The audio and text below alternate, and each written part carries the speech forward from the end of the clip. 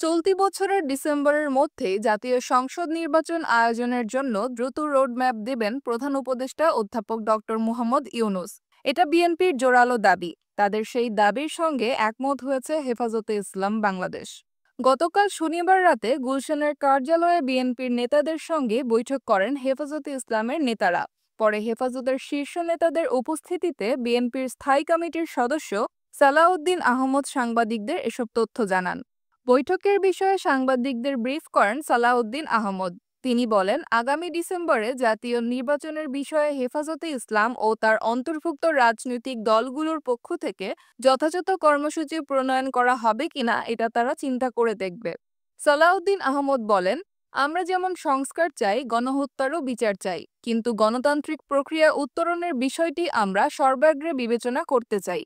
আমাদের জোরালো দাবি, প্রধান উপদেষ্টা অতি অবশ্যই খুব দ্রুত নির্বাচনের রোডম্যাপ দেবেন, যাতে ডিসেম্বরের মধ্যে জাতীয় সংসদ নির্বাচন অনুষ্ঠান করা যায়।